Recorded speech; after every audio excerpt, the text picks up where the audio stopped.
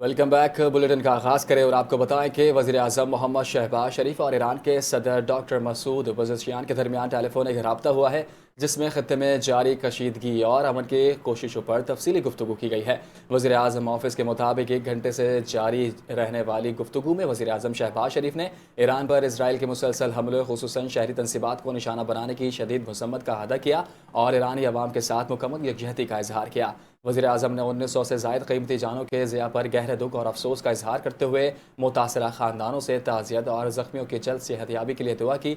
उन्होंने ईरानी सदर को अमरीकी, खलीजी और इस्लामी ममालिक के साथ जारी सिफारती राब्तों से भी आगाह किया, जिनमें नायब सदर वज़ीर-ए-आज़म इसहाक दार और फील्ड मार्शल सैयद आसिम मुनीर की कोशिशें शामिल हैं और जिनका मकसद अमन मुज़ाकरात के लिए साज़गार माहौल पैदा करना है। वज़ीर-ए-आज़म ने उम्मीद ज़ाहिर की कि मुश्तरका सिफारती कोशिशों से ख़त्ते में कशीदगी के खात्मे की राह हमवार होगी। इस मौके पर ईरानी सदर मसूद पज़ेश्कियान ने वज़ीर-ए-आज़म की सिफारती कोशिशों को सराहते हुए इजरायली इक़दामात पर ईरान का मौक़िफ़ पेश किया और मुज़ाकरात और सालसी के लिए एतमाद साज़ी की ज़रूरत पर जोर दिया। वज़ीर-ए-आज़म शहबाज शरीफ ने ईरानी सदर का शुक्रिया अदा करते हुए ईरान यकीन दिलाया कि पाकिस्तान ख़त्ते में अमन और इस्तेहकाम के फ़रोग़ के लिए अपना तामीरी किरदार जारी रखेगा।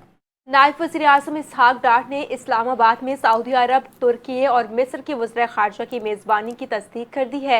उन्होंने कहा कि सऊदी अरब, तुर्की और मिस्र के वज़ीर ख़ारजा कल इस्लामाबाद में मिलेंगे।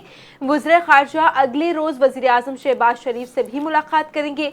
इसहाक डार का कहना है कि हमारी मुलाकात तुर्की में तय थी। मसरूफियात की वजह से मैंने भाइयों को इस्लामाबाद मिलने की दावत दी। वज़ीर ख़ारजा का कहना है कि ईमानदारी और नेक नीयती से तनाज़ा ख़त्म करने की कोशिश कर रहे हैं। उन्होंने ये भी कहा कि तमाम दोस्त ममालिक भी भरपूर ताउन कर रहे हैं। ईरान से बातचीत जारी है, मुज़ाकरात के बायस मीडिया पर बात करने से गुरेज कर रहे हैं। पाकिस्तान और IMF के दरमियान स्टाफ लेवल मुआहदे तय पा गया। एक्सटेंड फंड फैसिलिटी और RSF कर्ज प्रोग्राम के तहत मुज़ाकरात कामयाब हुए। IMF एलामे के मुताबिक EFF के तहत पाकिस्तान को $1 अरब कर्ज की किस्त मिलेगी। RFS कर्ज प्रोग्राम के तहत $21 करोड़ मिलेंगे। दोनों प्रोग्राम के तहत मजमूई अदायगी $4.5 तक पहुँच जाएगी। IMF के मुताबिक पाकिस्तान की मईशत में बेहतरी का रुझान है। महंगाई और करंट अकाउंट खसारा कबूल में काबिल रहा है। बैरूनी ज़खायर में इजाफा हुआ। मशरिक़ वस्ती के कशीदगी से मुआशी ख़तरात बरकरार हैं। IMF ने कमज़ोर तबके को महंगाई तवानाई के असरात से बचाने के लिए इक़दाम करने पर जोर दिया। दूसरी जानिब पाकिस्तान ने एक बार फिर खित्ते में अमन और इस्तेहकाम के खिलाफ भारतीय साजिशों को बेनकाब कर दिया। कौमी सलामती और साइबर माहिरीन के मुताबिक भारत ने अफगानिस्तान के साथ मिलकर एक स्ट्रेटेजिक डिसइंफॉर्मेशन मुहिम चलाई, जिसमें ईरान के नाम पर पाकिस्तान मुखालिफ प्रोपेगेंडा फैलाने की कोशिश की गई। जराये के मुताबिक डिसइंफॉर्मेशन मुहिम में जाली ईरानी शनाख्त वाले अकाउंट्स और मीडिया प्लेटफॉर्म्स जैसे INN ईरान न्यूज़ और ईरानी TV इस्तेमाल किए गए। इन अकाउंट्स के जरिए पाकिस्तान पर अमरीका के लिए तेल की तरसील के झूठे इल्जामात आयद किए गए और नफरत अंगेज बयानियां फैलाया गया। तहकीकात में यह भी इंकशाफ हुआ है कि जाली ईरानी शनाख्त वाले अकाउंट्स भारत और अफगानिस्तान से ऑपरेट किए गए और टाइम्स ऑफ ईरान न्यूज़ मरकजी प्रोपेगेंडा हब के तौर पर काम कर रहा था। तज्जियाकारों के मुताबिक ये डिसइंफॉर्मेशन मशरक़ वस्ता में जारी कशीदगी और जंग के फैलाव को हवा देने की कोशिश थी, जबकि माहिरीन ने कहा है कि भारत खित्ते में पाकिस्तान, अमरीका, ईरान और दीगर ममालिक के खिलाफ सरगर्म है और इस मुहिम का मकसद पाकिस्तान के आलमी किरदार को मुतनाज़ा बनाना था, जबकि पाकिस्तान की साइबर टीम और सलामती इदारों की बर वक्त कार्रवाई ने इस साजिश को नाकाम बनाया और मुल्क को आलमी मौक़िफ़ फिर नुमायां हो गया है। अभी आपको बताएं कि ईरान के सदर मसूद पज़ेश्कियान ने तेहरान में शहरियों से मुलाकात की, इनकी खैरियत दरियाफ्त की। ईरान के सदर मसूद पज़ेश्कियान अचानक एक सुपर स्टोर जहां पहुंचे, जहां शहरी इन्हें अपने दरमियान देखकर हैरान रह गए। इस मौके पर मौजूद शहरियों ने ईरानी सदर मसूद पज़ेश्कियान के साथ तस्वीर भी बनवाई, जबकि सदर ने शहरियों से इनकी खैरियत दरियाफ्त की। खबर यह है कि अंदरून लाहौर थाना मोची गेट की हदूद में आतिशबाजी के सामान की खरीदो फरोख्त का सिलसिला जारी है। थाना मोची गेट की नाक के नीचे आतिशबाजी के सामान की शक्ल में बारूदी सुरंगें मौजूद हैं, जो किसी भी वक्त जानी और माली नुकसान का बायस बन सकती हैं। बारूदी सामान की खरीदो फरोख्त की खुफिया फुटेज NTN न्यूज़ ने हासिल कर ली है। फुटेज में शहरी आतिशबाजी के सामान की खरीदो फरोख्त करते देखे जा सकते हैं। नुमाइंदा लाहौर हसन इफ्तिखार डोगर हमारे साथ मौजूद है, उनसे मजीद तफसीलात जानते हैं। हसन इफ्तिखार, आगाह कीजिए इस हवाले से। जी बिल्कुल, लाहौर में वज़ीर-ए-आला पंजाब मरीम नवाज की जानिब से, पंजाब हुकूमत की जानिब से شادی بیاہ اور دیگر تقریبات میں آتش بازی پر پابندی کے باوجود آتش بازی کی سامان کی جو خرید و فروخت ہے وہ سرعام جاری ہے۔ آپ کو میں بتاتا چلوں کہ اندرون لاہور تھانہ موسی گیٹ کی حدود میں آتش بازی کی جو سامان کی خرید و فروخت ہے اس کا سلسلہ جو ہے وہ پچھلے کچھ سالوں سے جو ہے وہ جاری و ساری ہے، اور تھانہ موچی گیٹ اور رنگ محل تھانہ کی جو پولیس ہے وہ اس آتش بازی سامان کے جو مافیا ہے، جو عناصر ہیں، ان کے سامنے جو ہے وہ بے بس نظر آ رہی ہے۔ میں آپ کو یہ بتاتا چلوں کہ بارودی سامان کی شکل میں جو بارودی سرنگیں موجود ہیں تھانے کے بالکل ناک کے نیچے، جو کسی بھی وقت جو ہے وہ لاہوریوں کے جانی و مالی نقصان کا جو ہے وہ سبب بن سکتی ہیں۔ آپ کو یہ بتاتا چلوں کہ موچی گیٹ کیونکہ ایک اندرون شہر ہے، اندرون کا علاقہ ہے، کنجسٹڈ ایریا ہے، تنگ گلیاں ہیں اور بلڈنگز بنی ہوئی ہیں وہاں پر کوئی بھی اس طرح کا آتش بازی کا کوئی آتش زدگی کا کوئی واقعہ پیش آتا ہے تو وہاں پر ریسکیو ٹیموں کو اور جو ہمارے دیگر محکمے ہیں ان کو جو ہے وہ آپریشن کرنے میں خاصی مشکلات کا جو ہے وہ سامنا کرنا پڑتا ہے۔ تو اس وجہ سے شہریوں کو جانی والے نقصان کا بہت زیادہ یہاں پر جو ہے وہ خدشہ موجود ہے۔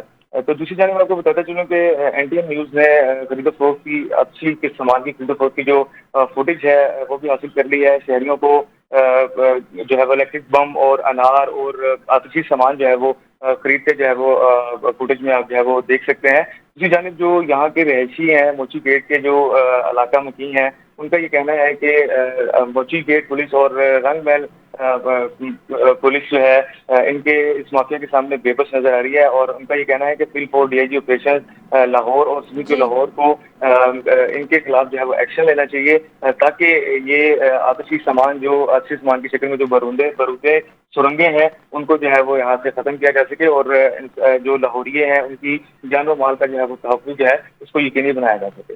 جی ٹھیک ہے، بہت شکریہ حسن۔ آپ کو بتائیں Pir Abdul Qadir Shah Jilani institute of medical sciences اسپتال گنبٹ کے پیڈیاٹرکس ڈپارٹمنٹ کی زیر اہتمام چوتھی پیڈیاٹرکس کانفرنس کامیابی سے اختتام پذیر ہو گئی۔ 2 روزہ کانفرنس کا افتتاح گمس کے ڈائریکٹر ڈاکٹر رحیم بخش بھٹی نے کیا۔ اپنے خطاب میں ڈاکٹر رحیم بخش بھٹی نے کہا کہ گمس میں جدید سہولیات کے ساتھ مفت علاج کی سہولیات فراہم کی جا رہی ہیں اور مختلف آپریشنز کے کامیابی کی شرح 90% سے زائد ہے۔ انہوں نے کہا کہ اسپتال میں سندھ سمیت دیگر صوبوں اور بین الممالک سے آنے والے مریضوں کا بہت بہترین علاج کیا جا رہا ہے، جبکہ پیڈیاٹرکس شعبے کے کارکردگی قابل تحسین ہے۔ کانفرنس میں ملک کے نامور ماہرین امراض اطفال نے شرکت کی اور بچوں کے مختلف امراض، غذائی مسائل اور ویکسینیشن سمیت اہم موضوعات پر گفتگو کی۔ اختتامی سیشن میں مقررین نے کہا کہ ایسی کانفرنس طبی تحقیق اور بچوں کی صحت سے بہتری کے لیے اہم کردار ادا کرتی ہے۔ خبروں کو بلیٹن میں شامل کریں اور آپ کو بتائیں کہ ایران نے اسرائیل پر کلسٹر بموں کی بارش کر دی، جبکہ کویت میں امریکہ کے 6 بحری جہاز تباہ کرنے اور دبئی میں ساحل اور ہوٹل پر حملے کر کے کئی امریکی فوجیوں کو ہلاک کرنے کا دعویٰ کیا ہے۔ روسی میڈیا کے مطابق ایران کی جانب سے تل ابیب میں کثیر المنزلہ عمارتوں کو نشانہ بنایا جا رہا ہے۔ میزائل اسرائیلی فضا میں داخل ہوتے ہی سائرن بج اٹھے، لوگ شیلٹرز میں پناہ لینے پر مجبور ہو گئے۔ اسرائیل نے ایران کی جانب سے کلسٹر بموں سے حملوں میں ایک شخص کی ہلاکت اور 2 افراد کے زخمی ہونے کی تصدیق کر دی ہے۔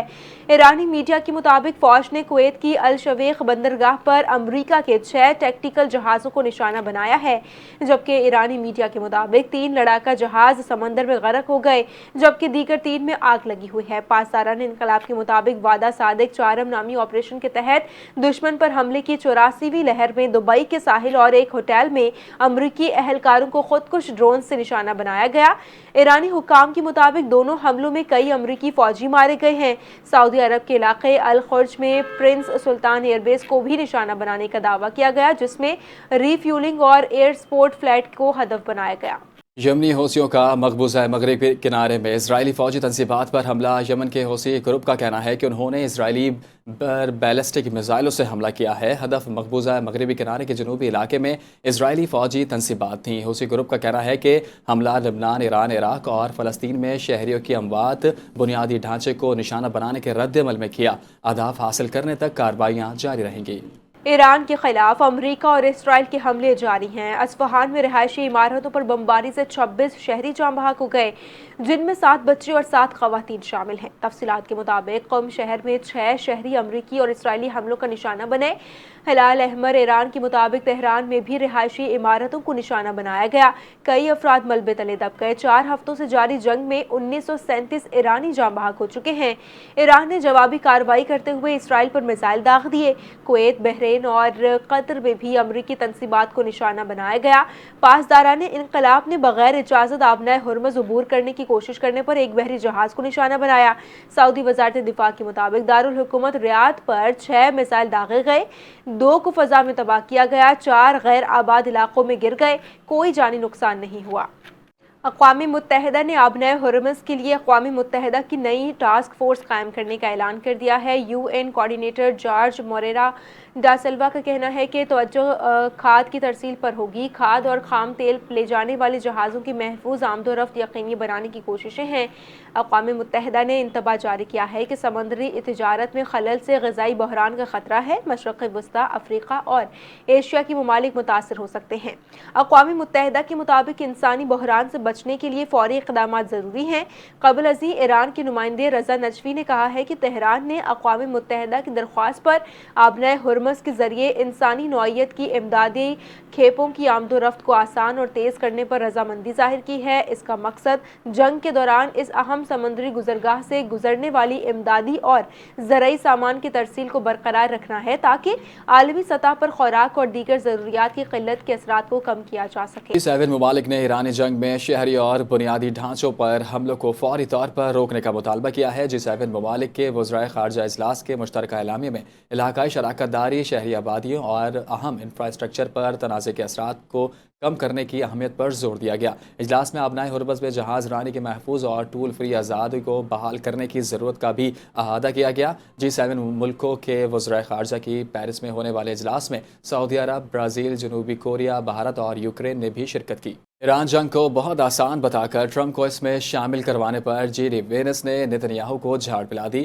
امریکی نائب صدر جے ڈی وینس کی اسرائیلی وزیر اعظم سے ٹیلی فونک گفتگو ہوئی جس میں خاصا تناؤ تھا۔ برطانوی میڈیا کا دعویٰ ہے جے ڈی وینس نے الزام لگایا کہ نتنیاہو نے ایران پر رجیم تبدیل کے امکانات پر حد سے زیادہ خوش فہمی دکھائی۔ امریکی نائب صدر نے نتنیاہو کو کہا کہ ٹرمپ کو جو خواب دکھائے تھے وہ پورے نہیں ہوئے۔ وائٹ ہاؤس میں شک ظاہر کیا ہے کہ اسرائیلیوں کی جے ڈی وینس کو بدنام کرنے کے لیے یہ کہانی گھڑی۔ اور اب آپ کو بتائیں کہ امریکی صدر ڈونلڈ ٹرمپ کی بطور صدر مقبولیت میں بڑی کمی آ گئی ہے۔ امریکی نیوز چینل نے ٹرمپ کی کارکردگی کا سروے جاری کیا جس کے مطابق صدر ٹرمپ کی مقبولیت میں بڑی کمی دیکھی گئی ہے۔ سروے کے مطابق ٹرمپ کی کارکردگی کو اکثریت نے مسترد کر دیا جبکہ 59% ٹرمپ کی کارکردگی سے غیر مطمئن رہے۔ اس کے علاوہ مہنگائی پر ٹرمپ کی کارکردگی کو 71% عوام نے مسترد کیا جبکہ معیشت پر بھی ٹرمپ کو دھچکا لگا۔ 66% عوام نے ناپسندیدگی ظاہر کی۔ خارجہ پالیسی پر ٹرمپ کو 62% عوام کی مخالفت کا سامنا رہا جبکہ ایران پالیسی پر بھی عوام ٹرمپ سے مطمئن نہیں رہے اور 64% نے ایران جنگ کے حوالے سے ٹرمپ کی کارکردگی مسترد کر دی۔ یاد رہے کہ سروے 20 سے 23 مارچ 2026 کے دوران کیا گیا ہے۔ قانون موجود ہونے کے باوجود عمل درآمد نہ ہونے پر ایک بار پھر سوالات کھڑے ہو گئے۔ اسلام آباد میں سی ڈی اے کی مبینہ من مانیاں ادارے کے ساخت پر سنگین سوالات کھڑے ہو گئے۔ ہائی کورٹ کے اسٹے آرڈر کے باوجود پلازہ گرانے کی کوشش نے انتظامیہ اور قانونی حلقوں میں تشویش پیدا کر دی۔ شاہ اللہ دتہ اسٹیٹ 1 میں واقع پلازہ کو گرانے کے لیے سی ڈی اے کی ٹیمیں موقع پر پہنچی جبکہ مذکورہ پلازہ کے خلاف اسلام آباد ہائی کورٹ کا اسٹے آرڈر پہلے سے موجود ہے۔ اس کے باوجود کارروائی کے کوشش کو متاثرہ فریقین نے عدالتی حکم کی مبینہ خلاف ورزی قرار دیا ہے۔ موقع پر موجود اہلکاروں کی جانب سے موقف اختیار کیا گیا کہ انہیں اوپر سے احکامات موصول ہوئے ہیں جس پر قانونی اور انتظامی سوالات مزید شدت اختیار کر گئے ہیں۔ جب اس معاملے پر سی ڈی اے حکام نے رابطہ کیا تو واضح موقف سامنے آیا اور مختلف افسرانوں نے ذمہ داری اور دوسروں پر ڈال دی۔ متاثرہ فریقین کا کہنا ہے کہ عدالتی عالیہ نے اسٹے آرڈر کے باوجود کارروائیوں کی کوشش نہ صرف قانون کے عمل درآمد پر سوالیہ نشان ہے بلکہ ادارہ جاتی اختیارات کے مبینہ غلط استعمال کی بھی عکاسی کرتی ہے۔ सिंध हुकूमत ने गंदम खरीदारी की नई पॉलिसी का ऐलान करते हुए काश्तकारों के मफादात के तहफ़्फ़ुज़ और खुराक के इस्तेहकाम को यकीनी बनाने का आज़म ज़ाहिर किया है। सिंध के सीनियर वज़ीर शर्जील इनाम मेमन ने अपने बयान में कहा है कि नई गंदम खरीदारी पॉलिसी हुकूमत के वसी विजन के मुताबिक तैयार की गई है, जिसका मकसद काश्तकारों को बराह रास्त फ़ायदा पहुँचाना और आटे की कीमतों को काबू में रखना है। उन्होंने बताया कि हुकूमत ने 1 मिलियन मेट्रिक टन गंदम खरीदने का फैसला किया है, जबकि 1 अप्रैल से सूबे भर में कायम 109 मराकज़ पर खरीदारी का अमल शुरू होगा। गंदम की इमदादी कीमत 3,500 रुपये फी मन मुकर्रर की गई है।